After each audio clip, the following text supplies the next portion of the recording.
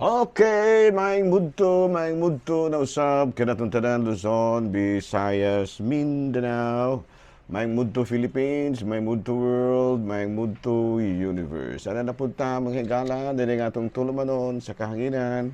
C on A, Catechesis on Air, ug ako lang gihapon kini yung ubos nga alagad, Reverendo Padre Edwin Aka Dimya Akab. Abay na mahigala no, adlaw karon nga sa tarong adlaw Martes, oy pitsa 16 naman ini mahigala no. Nakasimba bang magandang kadlawon dira sa ato amoa padayon atong pangawagan nga manimbag yun no kay man lamang kaluy-as Ginoo no aron pud in taon nga maandam kita alang sa pagsaulog sa Pasko karong pitsa 24 tunggang gabi no. Kami roon dire sa Ayungon mahigala. Medyo alas 6 pa nagko nami nagsimbang gabi nami kanang para ba sa Pasko kay para ako mga sakop kay namay mga tagalagyo makapauli pa taon silang tagsa-tagsa ka mga Pinoyanan ug makasaulog pa sa misa di Galyo kay wala biyay dili baya parehog syudad mahigala nga daghang kay pedikab no diri sa amoa mga lagyo habal-habal lagyo nya kay di mga available ang habal-habal ug mga gabi kalagmitan sa habal-habal mahigala wala na, mga alas 5 siguro, alas 4, ana. Pero mag alas 9, alas 10 na, wala na. Wala na habal-habal na, no? So, bada nga, ako na lang gisayo-sayo, no? Pero wala, ako napakinaot sa akong mga sakop, nga manimba lang yun, no? Aron nga dili po din taon mausik, nga gitagaan, kitag tsansa karong panahuna nga makasimbag yun kita. Abi no, padayon ta, mga higala, no? Arita sa ato ang CBCP News, balitang simbahanon ni ining kamudtuhon. Higala, Commission on Social Action and Justice, Bishop ahead, si Bishop Gerardo Almenasa.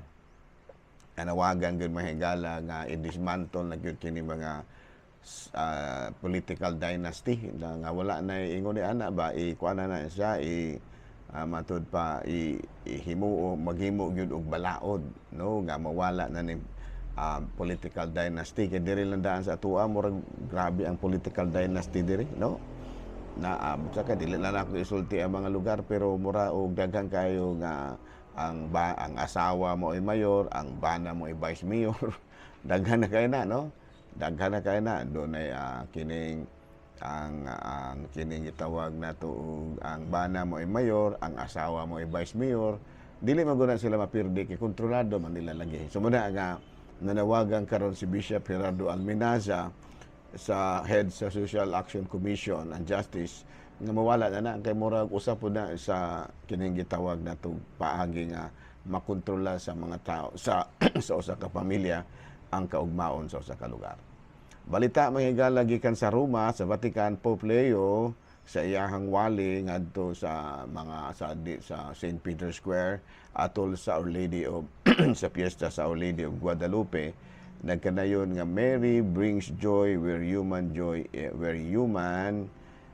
is lacking. American dito sa Amerika may gala ito pasabot sa atong talaw sa Papa nga bisa sa mga lugar nga medyo kulang kayo mahigala ang mga kalipay sa mga tao si Mama Mary mo anhagi din no kay inato may higayon na mahigala gumot ba kay ang Mexico ato no pobre kay hantud magani karon Mexico pobre ra magani pobre ra man gihapon gani ng Mexico no maora po na nato mahigala mao kadto mahigala mga balitang simbahanon ni ining kamudtuhon ug arita mahigala sa atong Saint of the Day December 16.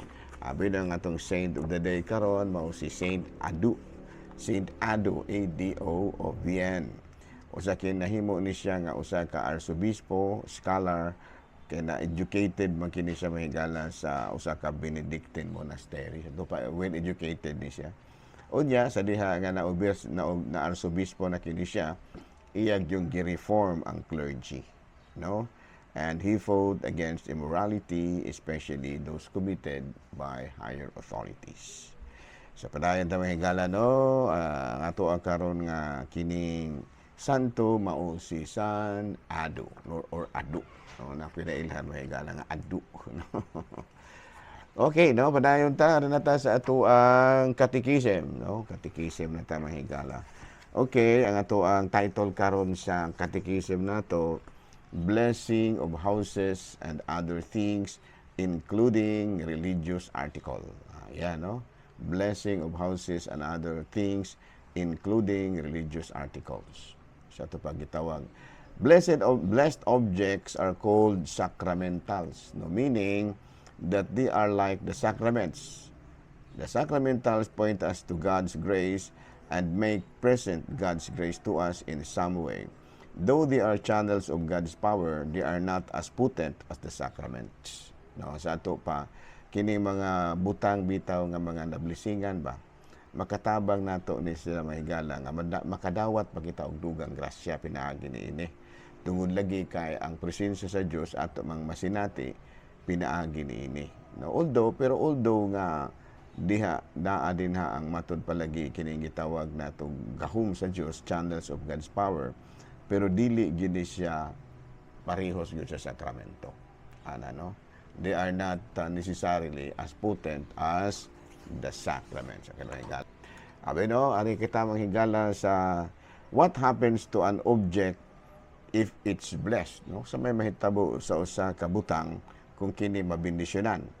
It becomes a different it becomes different from other objects. By becoming set apart, it becomes a sacred, holy.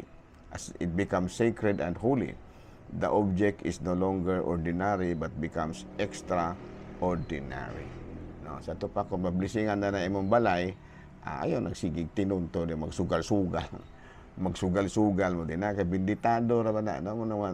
Matingala ta ining ubang balay mahigala nga pablisingan nila ining balay, unya hanap po sila man nagsugal.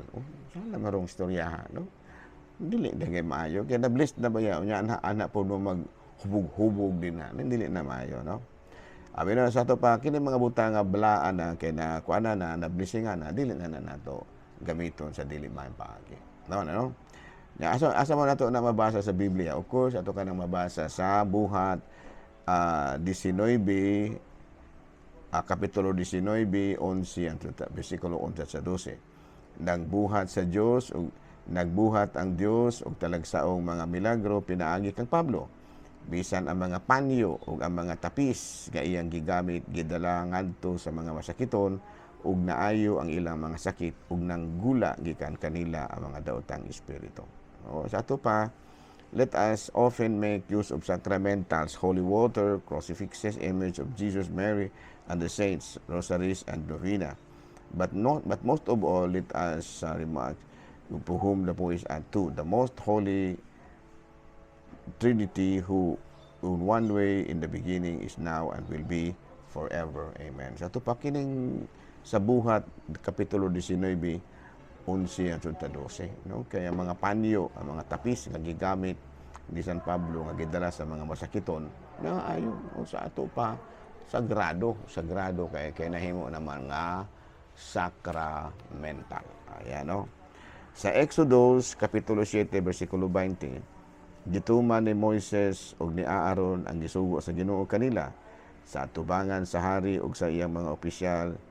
Giisa niya ang tungkod o sungkod o gibunalan niya ang tubig sa suba sa Nilo ug ang tubig nahimong dugo. Yang kakuya ba sa nana, no? Sungkod ra na nahimong dugo. Ato da sumana nga ang ato mga butang-butang ato gyud nga pabinditahan. Okay. So padayon ta mahigala, no? Atong dugang mga pagpasabot, no? I-review na to a little bit ang blessing of object sacramentals. So, pilgrimage. Ari na tayo mahigala sa kabahin sa kining pilgrimage. Sacramentals magyapon, no? Pilgrimage is an individual journey through life, sometimes as a general description of personal growth and exploration, sometimes as in Christianity, outlining a particular focus of pathway which is believed will lead to encounter with God.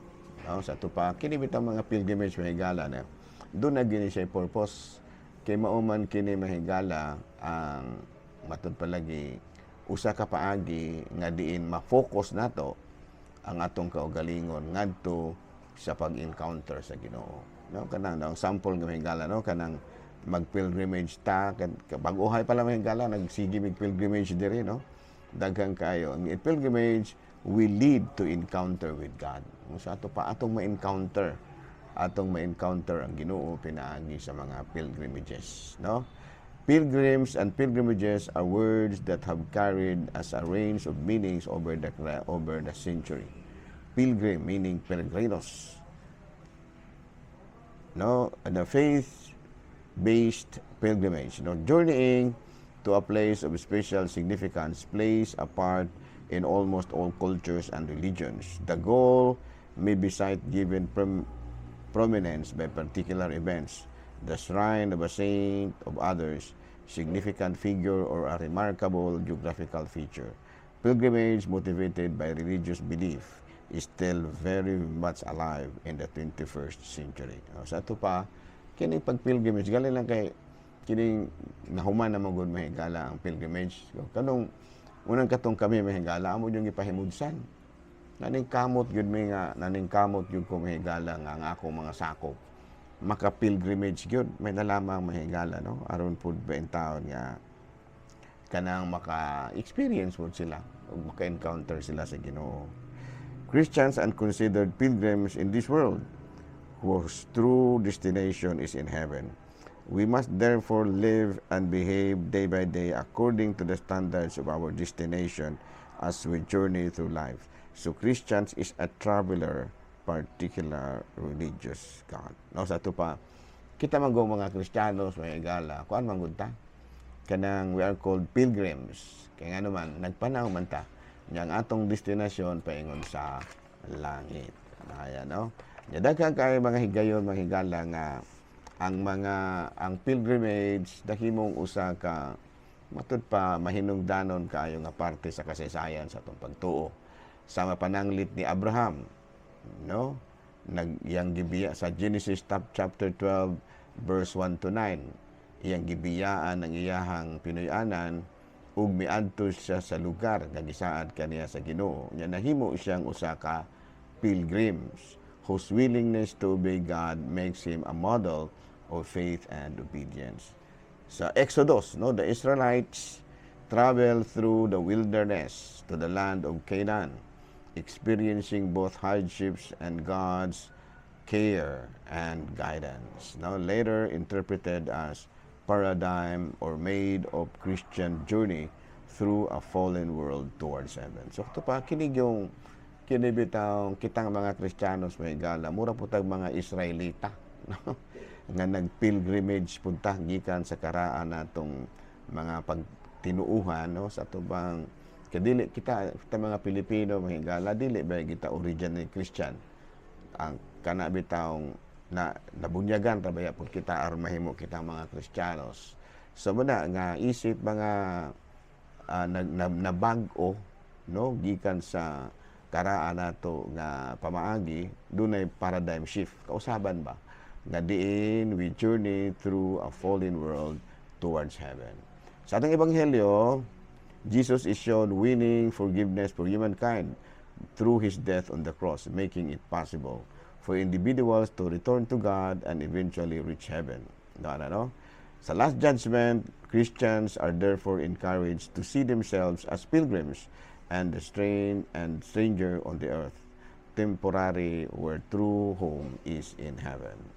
So, sa may mga pagtulunan kabahin sa pilgrimage, pilgrimage can deepen our connection with God. Usadaan na mga igala nga makapaligon sa atong connection sa Ginoo and bring us to sites where miracles occurred and develop the devotions and receive blessings. And of course, experience healing of ailment. No, sa ito pa, apil po dahil na mga igala, no, ang kaayuhan sa ato ang mga sakit. Okay, nala, no? So, bueno, din nila sa Takuto mahigala ha. So, advance Merry Christmas to nyo tanan, no? Kay Picha 16 na bayaron. So, muna, no? Bueno, din nila ako sa Kakutob. Ako lang gihapon kini ang yung ubus nga alagad. Reverendo Padre Edwin Academia Acab.